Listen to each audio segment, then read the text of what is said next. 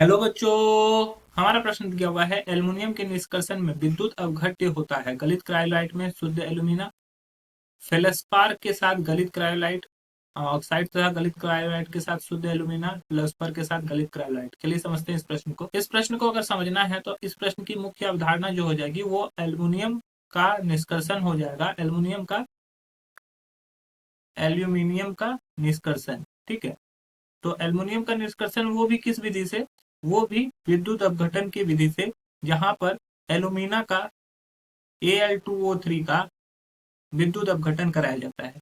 तो ये विद्युत अपघटन कराने के लिए हमें कैथोड और एनोड की आवश्यकता पड़ती है।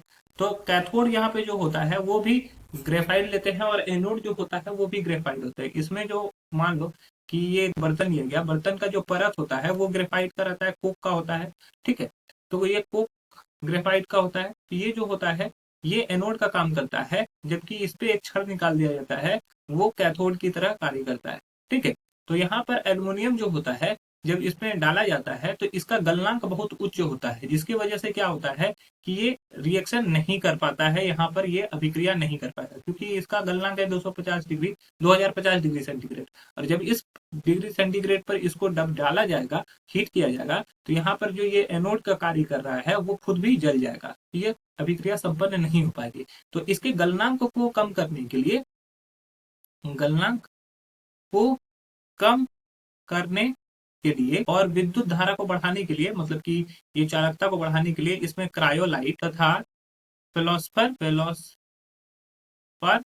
मिलाते हैं। क्रायोलाइट का सूत्र होता है Na3AlF6 और फ्लोस्फर का सूत्र होता है CaF2।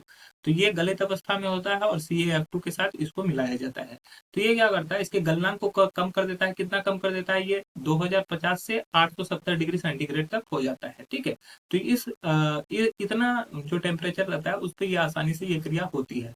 तो हमारा जो सही उत्तर हो जाएगा वो हो जाएगा फ्लोस्फर के साथ गलित क्रायोलाइट, ठीक है। यहाँ पर भी यहाँ पे फेल्सपार दिया है तो ये गलत हो जाएगा, फेलोस्पर होता है। प्योर नाम जो होता है फेलोस्पार होता है।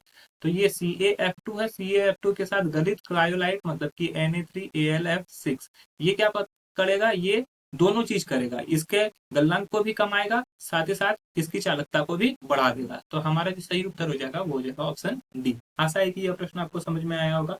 धन्यवाद।